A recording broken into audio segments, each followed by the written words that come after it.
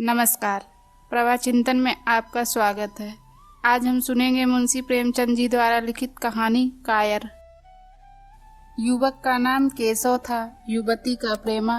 दोनों एक ही कॉलेज के और एक ही क्लास के विद्यार्थी थे। केशव नए विचारों का युवक था, जात पात के बंधनों का विरोधी। प्रेमा पुराने संस्कारों की कायल थी, पुरानी मर्यादाओं और प्रथाओं में पूरा विश्वास रखने वाली। लेकिन फिर भी दोनों में गाढ़ा प्रेम हो गया था और यह बात सारे कॉलेज में मशहूर थी। केशव ब्राह्मण होकर भी वैश्य कन्या प्रेमा से विवाह करके अपना जीवन सार्थक करना चाहता था। उसे अपने माता पिता की परवाह न थी। कुल मर्यादा का विचार भी उसे स्वांग सा लगता था। उसके लिए सत्य कोई वस्तु थी तो प्रेम थी, किंतु प्रेमा के लिए माता पिता और कुल परिवार के आदेश के विरुद्ध एक कदम बढ़ाना भी असंभव था। संध्या का समय है। विक्टोरिया पार्क के एक सृजन स्थान में दोनों आमने सामने हरियाली पर बैठे हुए हैं। सैर करने वाले एक एक करके विदा हो गए, किंतु ये दोनों अभी वहीं बैठे हुए हैं। उनमें एक ऐसा प्रसंग छिड़ा हुआ है जो किसी तरह समाप्त नहीं होता। केशव ने झुंझलाकर कहा, इसका अर्थ यह है कि तुम्हें मेरी परवाह नहीं है। प्रेमा ने उसको शांत करने की चेष्टा करते हुए कहा, तुम मेरे साथ अन्याय कर रहे हो केशव, लेकिन मैं इस विषय को माता पिता के सामने कैसे छेड़ूं, यह मेरी समझ में नहीं आता। वे लोग पुरानी रूढ़ियों के भक्त हैं। मेरी तरफ से ऐसी कोई बात सुनकर मन में जो जो शंकाएं होंगी उनकी तुम कल्पना कर सकते हो। केशव ने उग्र भाव से पूछा, तो तुम भी उन्हीं पुरानी रूढ़ियों की गुलाम हो? प्रेमा ने अपनी बड़ी बड़ी आंखों में मृदु स्नेह भरकर कहा, नहीं, मैं उनकी गुलाम नहीं हूँ, लेकिन माता पिता की इच्छा मेरे लिए और सब चीजों से अधिक मान है। तुम्हारा व्यक्तित्व कुछ नहीं है, ऐसा ही समझ लो। मैं तो समझता था कि ये ढकोसले मूर्खों के लिए ही है, लेकिन अब मालूम हुआ कि तुम जैसी विदुषियां भी उनकी पूजा करती हैं। जब मैं तुम्हारे लिए संसार को छोड़ने को तैयार हूँ तो तुमसे भी यही आशा करता हूँ। प्रेमा ने मन में सोचा, मेरा अपनी देह पर क्या अधिकार है? जिन माता पिता ने अपने रक्त से मेरी सृष्टि की है और अपने स्नेह से उसे पाला है, उनकी मर्जी के खिलाफ कोई काम करने का उसे कोई हक नहीं है। उसने दीनता के साथ केशव से कहा, क्या प्रेम स्त्री और पुरुष के रूप में ही रह सकता है, मैत्री के रूप में नहीं? मैं तो आत्मा का बंधन समझती हूँ। केशव ने कठोर भाव से कहा, इन दार्शनिक विचारों से तुम मुझे पागल कर दोगी प्रेमा। बस इतना ही समझ लो, मैं निराश होकर जिंदा नहीं रह सकता। मैं प्रत्यक्षवादी हूँ और कल्पनाओं के संसार में प्रत्यक्ष का आनंद उठाना मेरे लिए असंभव है। यह कहकर उसने प्रेमा का हाथ पकड़कर अपनी ओर खींचने की चेष्टा की। प्रेमा ने झटके से हाथ छुड़ा लिया और बोली, नहीं केशव, मैं कह चुकी हूँ कि मैं स्वतंत्र नहीं हूँ। तुम मुझसे वह चीज न मांगो जिस पर मेरा कोई अधिकार नहीं है। केशव को अगर प्रेमा ने कठोर शब्द कहे होते तो भी उसे इतना दुख न होता। एक क्षण तक वह मन मारे बैठा रहा, फिर उठकर निराश भरे स्वर में बोला, जैसी तुम्हारी इच्छा। आहिस्ता आहिस्ता कदम सा उठाता हुआ वहां से चला गया। प्रेमा अब भी वहीं बैठी आंसू बहाती रही। रात को भोजन करके प्रेमा जब अपनी माँ के साथ लेटी तो उसकी आंखों में नींद न थी। केशव ने उसे एक ऐसी बात कह दी थी जो चंचल पानी में पड़ने वाली छाया की तरह उसके दिल पर छाई हुई थी। प्रतिक्षण उसका रूप बदलता था। वह उसे स्थिर न कर सकती थी। माता से इस विषय में कुछ कहे तो कैसे कहे, लज्जा मुंह बंद कर देती थी। उसने सोचा, अगर केशव के साथ मेरा विवाह ना हुआ तो उस समय मेरा क्या कर्तव्य होगा। अगर केशव ने कुछ उद्दंडता कर डाली तो मेरे लिए संसार में फिर क्या रह जाएगा। लेकिन मेरा बस ही क्या है। इन भांत भांत के विचारों में एक बात जो उसके मन में निश्चित हुई वह यह थी कि केशव के सिवा वह और किसी से विवाह न करेगी। उसकी माता ने पूछा, क्या हुआ तुझे, अब तक नींद ना आई? मैंने तुझसे कितनी बार कहा कि थोड़ा बहुत घर का काम काज किया करे, लेकिन तुझे किताबों से ही फुर्सत नहीं मिलती। 4 दिन में तू पराए घर जाएगी, कौन जाने कैसा घर मिले। अगर कुछ काम करने की आदत ना रही तो कैसे निभाया होगा। प्रेमा ने भोलेपन से कहा, मैं पराए घर जाऊंगी ही क्यों? माता ने मुस्कुराकर कहा, लड़कियों के लिए यही तो सबसे बड़ी विपत्ति है बेटी। माँ बाप की गोद में पलकर ज्यों ही सियानी हुई दूसरों की हो जाती है। अगर अच्छे प्राणी मिले तो जीवन आराम से कट गया, नहीं तो रो रो कर दिन काटना पड़ा। सब कुछ भाग के अधीन है। अपनी बिरादरी में तो मुझे कोई घर नहीं भाता, कहीं लड़कियों का आदर नहीं, लेकिन करना तो बिरादरी में ही पड़ेगा। ना जाने यह जात पात का बंधन कब टूटेगा। प्रेमा डरते डरते बोली, कहीं कहीं तो बिरादरी के बाहर भी ब्याह होने लगे हैं। उसने कहने को तो कह दिया, लेकिन उसका हृदय कांप रहा था कि माता जी कुछ भांप ना जाएं। माता ने विस्मय से पूछा, क्या हिंदुओं में ऐसा हुआ है? फिर उसने आप प्रश्न का जवाब भी दे दिया, और 2-4 जगह ऐसा हो भी गया तो उससे क्या होता है। प्रेमा ने इसका कुछ जवाब ना दिया। भय हुआ कि कहीं माता उसका आशय समझ ना जाए। उसका भविष्य एक अंधेरी खाई की तरह उसके सामने मुंह खोले खड़ा था, मानो उसे निगल जाएगा। उसे ना जाने कब नींद आ गई।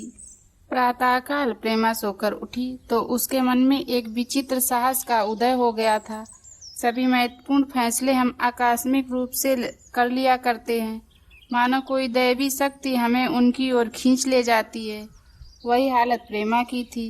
कल तक वह माता पिता के निर्णय को मान्य समझती थी, पर संकट को सामने देखकर उसमें उस वायु की हिम्मत पैदा हो गई थी जिसके सामने कोई पर्वत आ गया हो। वही मंद वायु प्रबल वेग से पर्वत के मस्तक पर चढ़ जाती है और उसे कुचलती हुई दूसरी तरफ जा पहुंचती है। प्रेमा मन में सोच रही थी, मानो यह देह माता पिता की है, किंतु आत्मा तो मेरी है। मेरी आत्मा को जो कुछ भुगतना पड़ेगा वह इसी देह से तो भुगतना पड़ेगा। अब वह इस विषय में संकोच करना अनुचित ही नहीं, घातक समझ रही थी। अपने जीवन को क्यों एक झूठे सम्मान पर बलिदान करे। उसने सोचा, विवाह का आधार अगर प्रेम ना हो तो वह देह का विक्रय है। आत्मसमर्पण क्यों बिना प्रेम के भी हो सकता है। इस कल्पना ही से न जाने किस अपरिचित युवक से उसका विवाह हो जाए। उसका हृदय विद्रोह कर उठा। वह अभी नाश्ता करके कुछ पढ़ने जा रही थी कि उसके पिता ने प्यार से पुकारा, मैं कल तुम्हारे प्रिंसिपल के पास गया था, वे तुम्हारी बड़ी तारीफ कर रहे थे। प्रेमा ने सरल भाव से कहा, आप तो यूं ही कहा करते हैं, नहीं सच। यह कहते हुए उन्होंने अपनी मेज की दराज खोली और मखमली चौखटों में जड़ी हुई एक तस्वीर निकालकर उसे दिखाते हुए बोले, यह लड़का ICS के इम्तिहान में प्रथम आया है। इसका नाम तो तुमने सुना होगा। बूढ़े पिता ने ऐसी भूमिका बांध दी थी कि माँ उनका अनायास न समझ सकी, लेकिन प्रेमा भाप गई। उनका मन तीर की भांति लक्ष्य पर जा पहुंचा। उसने बिना तस्वीर की ओर देखे ही कहा, नहीं, मैंने तो उसका नाम नहीं सुना। पिता ने बनावटी आश्चर्य से कहा, क्या तुमने उसका नाम ही नहीं सुना? आज के दैनिक पत्र में उसका चित्र और जीवन वृत्तांत छपा है। प्रेमा ने रुखाई से जवाब दिया, होगा, मगर मैं उस प्रतीक्षा का कोई महत्व तो नहीं समझती। मैं तो समझती हूँ जो लोग इस परीक्षा में बैठते हैं वे पल्ले सिर के स्वार्थी होते हैं। आखिर उनका उद्देश्य इसके सिवा और क्या होता है कि अपने गरीब निर्धन दलित भाइयों पर शासन करें और खूब धन संचय करें। यह तो जीवन का कोई ऊंचा उद्देश्य नहीं है। जिस आपत्ति में जलन थी, अन्याय था, निर्दयता थी, पिताजी ने समझा था कि प्रेमा यह बखान सुनकर लट्टू हो जाएगी। यह जवाब सुनकर तीखे स्वर में बोले, तू तो ऐसी बातें कर रही है जैसे तेरे लिए धन और अधिकार का कोई मूल्य ही नहीं। प्रेमा ने ढिंढाई से कहा, हाँ, मैं तो इसका मूल्य नहीं समझती। मैं तो आदमी में त्याग देखती हूँ। मैं ऐसे युवकों को जानती हूँ जिन्हें यह पद जबरदस्ती भी दिया जाए तो भी स्वीकार न करेंगे। पिता ने उपहास के ढंग से कहा, यह तो आज मैंने नई बात सुनी है। मैं तो देखता हूँ कि छोटी छोटी नौकरियों के लिए लोग मारे मारे फिरते हैं। मैं जरा उस लड़के की सूरत देखना चाहता हूँ जिसमें इतना त्याग हो। मैं तो उसकी पूजा करूं। शायद किसी दूसरे अवसर पर ये शब्द सुनकर प्रेमा लज्जा से सिर झुका लेती, पर इस समय उसकी दशा उस सिपाही की सी थी जिसके पीछे गहरी खाई हो। आगे बढ़ने के सिवा उसके लिए और कोई मार्ग न था। अपने आवेश को संयम से दबाती हुई, आंखों में विद्रोह भरे, वह अपने कमरे में गई और केशव के कई चित्र में से वह एक चित्र चुनकर लाई जो उसकी निगाहों में सबसे खराब था और पिता के सामने रख दिया। बूढ़े पिताजी ने चित्र को उपेक्षा के भाव से देखना चाहा, लेकिन पहली ही दृष्टि में उसने उन्हें आकर्षित कर लिया। ऊंचा कद था और दुर्बल होने पर भी उसका गठन स्वास्थ्य और संयम का परिचय दे रहा था।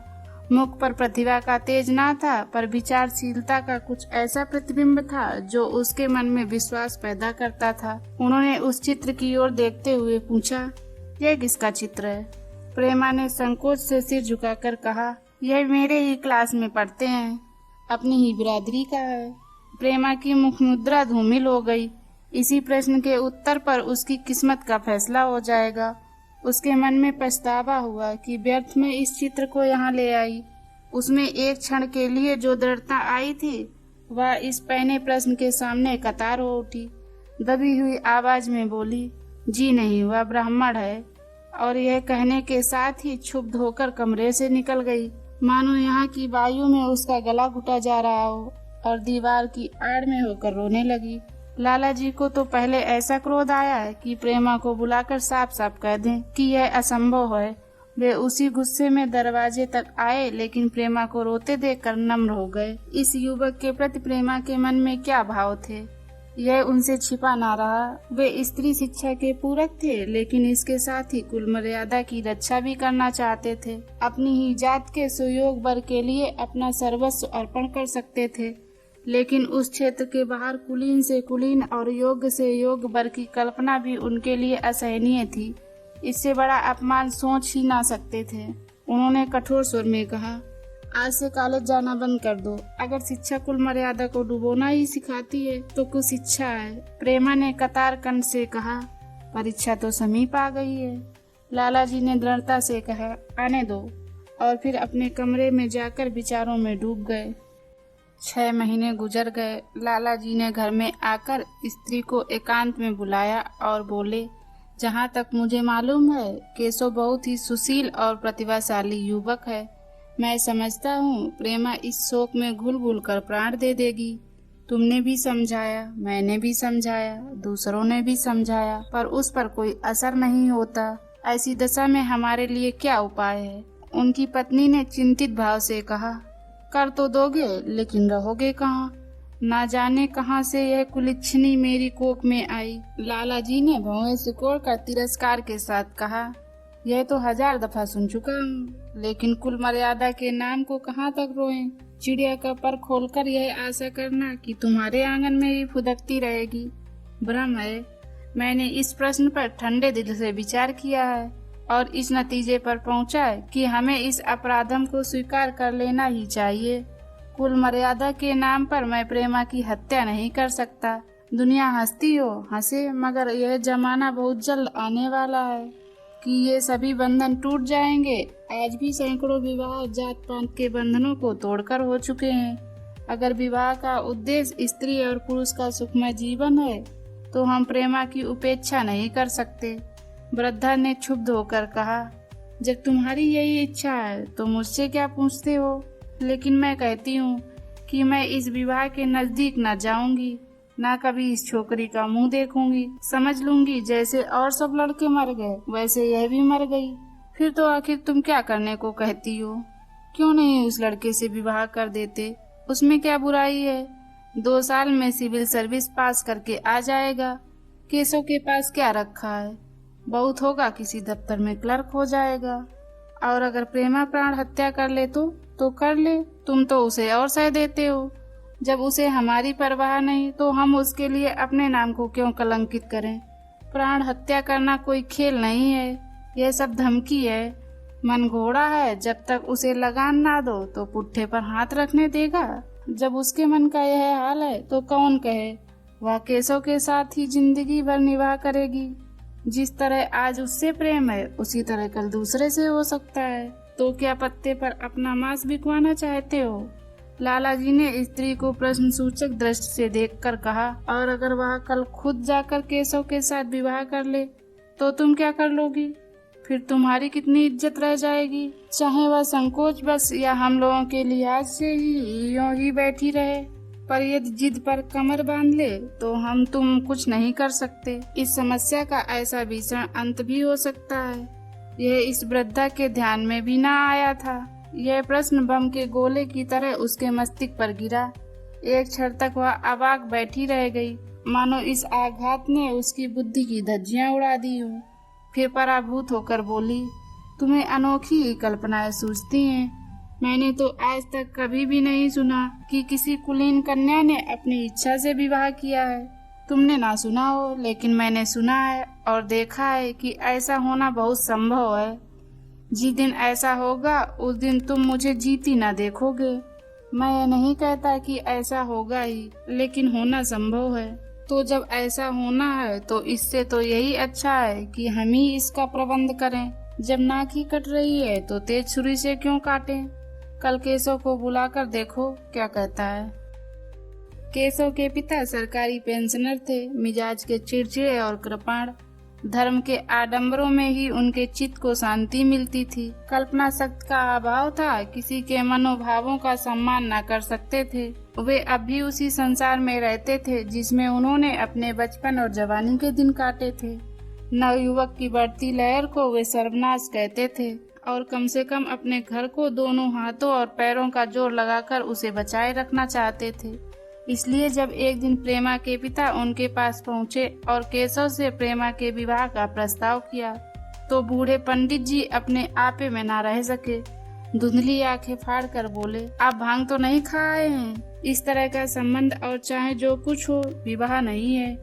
मालूम होता आपको भी नए जमाने की हवा लग गई। बूढ़े बाबूजी ने विनम्रता से कहा, मैं खुद ऐसा संबंध पसंद नहीं करता। इस विषय में मेरे विचार वही हैं जो आपके, पर बात ऐसी आ पड़ी है कि मुझे विवश होकर आपकी सेवा में आना पड़ा। आजकल के लड़के और लड़कियां कितने स्वेच्छाचारी हो गए हैं, यह तो आप जानते ही हैं। हम बूढ़े लोगों के लिए अब अपने सिद्धांतों की रक्षा करना कठिन हो गया है। मुझे भय है कि कहीं ये दोनों निराश होकर अपनी जान पर ना खेल जाएं। बूढ़े पंडित जी जमीन पर पांव पटकते हुए गरज उठे, आप क्या कहते हैं साहब? आपको शर्म नहीं आती? हम ब्राह्मण हैं, ब्राह्मणों में भी कुलीन। ब्राह्मण कितने ही पतित हो गए हों, इतने मर्यादा शून्य नहीं हुए हैं कि बनिए बक्कालों की लड़की से विवाह करते फिरें। जिस दिन कुलीन ब्राह्मणों में लड़कियां न रहेंगी, उस दिन यह समस्या उपस्थित हो सकती है। मैं कहता हूँ, आपको मुझसे यह बात करने का साहस कैसे हुआ? बूढ़े बाबूजी जितना ही दबते थे उतना ही पंडित जी बिगड़ते थे। यहाँ तक कि लाला जी अपना अपमान ज्यादा न सह सके और अपनी तकदीर को कोसते हुए चले गए। उस वक्त केशव कॉलेज से आया। पंडित जी ने तुरंत उसे बुलाकर कठोर कंठ से कहा, मैंने सुना है तुमने किसी बनिए की लड़की से अपना विवाह करने का निश्चय कर लिया है। यह खबर कहाँ तक सही है? केशव ने अनजान बनकर पूछा, आपसे किसने कहा? किसी ने कहा। मैं पूछता, यह बात ठीक है या नहीं? अगर ठीक है और तुमने हमारी मर्यादा को डुबोना निश्चय कर लिया है, तो तुम्हारे लिए हमारे घर में कोई स्थान नहीं है। तुम्हें मेरी कमाई का एक ढेला भी नहीं मिलेगा। मेरे पास जो कुछ है वह मेरी कमाई है। मुझे अख्तियार है कि मैं उसे जिसे चाहूं दे दूं। तुम यह अनित करके मेरे घर में कदम नहीं रख सकते। केशव पिता के स्वभाव से परिचित था। प्रेमा से उसे प्रेम था। वह गुप्त रूप से प्रेमा से विवाह कर लेना चाहता था। बाप तो हमेशा ना रहेंगे। माता के स्नेह पर उसे विश्वास था। उस प्रेम की तरंग में वह सारे कष्टों को झेलने के लिए तैयार मालूम होता था। लेकिन जैसे कोई कायर सिपाही बंदूक के सामने जाकर हिम्मत खो बैठता है और कदम पीछे हटा लेता है, वही दशा केशव की हुई। वह साधारण युवकों की तरह सिद्धांतों के लिए बड़े बड़े तर्क कर सकता था, जबान से उनमें अपनी भक्ति की दुहाई दे सकता था, लेकिन यातनाएं झेलने की सामर्थ्य उसमें ना थी। अगर वह अपनी जिद पर अड़ा और पिता ने भी अपनी टेक रखी, तो उसका कहाँ ठिकाना लगेगा। उसका सारा जीवन ही नष्ट हो जाएगा। उसने दबी आवाज से कहा, जिसने आपसे यह कहा है बिल्कुल झूठ कहा है। पंडित जी ने तीव्र नेत्रों से देखकर कहा, तो यह खबर बिल्कुल गलत है। जी हाँ, बिल्कुल गलत है। तो तुम आज ही इसी वक्त उस बनिए को खत लिख दो और याद रखो कि अगर इस तरह की चर्चा फिर कभी उठी तो मैं तुम्हारा सबसे बड़ा शत्रु होऊंगा। बस जाओ। केशव और कुछ न कह सका। वह वहां से चला तो ऐसा मालूम होता था कि पैरों में दम नहीं है। दूसरे दिन प्रेमा ने केशव के नाम यह पत्र लिखा, प्रिय केशव, तुम्हारे पूज्य पिताजी ने लाला जी के साथ जो अशिष्ट और अपमानजनक व्यवहार किया है, उसका हाल सुनकर मेरे मन में बड़ी शंका उत्पन्न हो रही है। शायद उन्होंने तुम्हें भी डांट फटकार बताई होगी। ऐसी दशा में मैं तुम्हारा निश्चय सुनने के लिए विकल हो रही हूँ। मैं तुम्हारे साथ हर तरह का कष्ट झेलने को तैयार हूँ। मुझे तुम्हारे पिताजी की संपत्ति का मोह नहीं है। मैं तो केवल तुम्हारा प्रेम चाहती हूँ। मैं उसी में प्रसन्न हूँ। आज शाम को यहीं आकर भोजन करो। दादा और माँ दोनों तुमसे मिलने के लिए बहुत इच्छुक हैं। मैं वह स्वप्न देखने में मग्न हूँ जब हम दोनों उस सूत्र में बंध जाएंगे जो टूटना नहीं जानता तो बड़ी से बड़ी आपत्ति में भी अटूट रहता है। तुम्हारी प्रेमा। संध्या हो गई और इस पत्र का कोई जवाब न आया। उसकी माता बार बार पूछती थी, केशव आए नहीं। बूढ़े लाला जी भी द्वार पर आंखें लगाए बैठे थे। यहाँ तक कि रात के 9 बज गए, पर ना तो केशव ही आए ना उनका पत्र। प्रेमा के मन में भांति भांति के संकल्प विकल्प उठ रहे थे। कदाचित उन्हें पत्र लिखने का अवकाश न मिला होगा या आज आने की फुर्सत ना मिली होगी। कल अवश्य आ जाएंगे। केशव ने पहले उसके पास जो प्रेम पत्र लिखे थे उन सबको उसने फिर से पढ़ा। उनके एक एक शब्द से कितना अनुराग टपक रहा था। उनमें कितना कंपन था, कितनी विकलता, कितनी तीव्र आकांक्षा। फिर उसे केशव के वे वाक्य याद आते जो उसने सैकड़ों ही बार कहे थे, कितनी ही बार उसके सामने रोया था। इतने प्रमाणों के होते हुए निराशा के लिए स्थान कहाँ था। मगर फिर भी सारी रात उसका मन जैसे सूली पर टंगा रहा। प्रातःकाल केशव का जवाब आया। प्रेमा ने कांपते हुए हाथों से पत्र लेकर पढ़ा। पत्र हाथ से गिर गया। ऐसा जान पड़ा मानो उसके देह का रक्त स्थिर हो गया हो। लिखा था, मैं बड़े संकट में हूँ कि तुम्हें क्या जवाब दूँ। मैं इधर इस समस्या पर खूब ठंडे दिल से विचार किया है और इस नतीजे पर पहुंचा हूँ कि वर्तमान दशाओं में मेरे लिए पिता की आज्ञा की उपेक्षा करना दुखद है। मुझे कायर न समझना। मैं स्वार्थी नहीं हूँ, लेकिन मेरे सामने जो बाधाएं हैं उन पर विजय पाने की शक्ति मुझ में नहीं है। पुरानी बातों को भूल जाओ। उस समय मैंने इन बाधाओं की कल्पना न की थी। प्रेमा ने एक लंबी गहरी जलती हुई सांस खींची और उस खत को फाड़कर फेंक दिया। उसकी आंखों से अश्रुधार बहने लगी। जिस केशव को उसने अपने अंतःकरण से बरमान लिया था वह इतना निष्ठुर हो जाएगा, इसकी उसे रत्ती भर भी आशा न थी।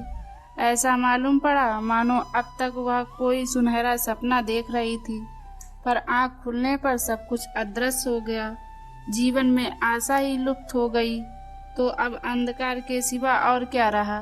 अपने हृदय की सारी संपत्ति लगाकर उसने एक नाव लदवाई थी, वह नाव जलमग्न हो गई। अब दूसरी नाव कहाँ से लावे। अगर वह नाव ही नहीं तो उसके साथ वह भी डूब जाएगी। माता ने पूछा, क्या केशव का पत्र है? प्रेमा ने भूमि की ओर ताकते हुए कहा, हाँ, उनकी नीयत अच्छी नहीं है, इसके सिवा और क्या कहे। केशव की निष्ठुरता और बेवफाई का समाचार कहकर लज्जित होने का साहस उसमें न था।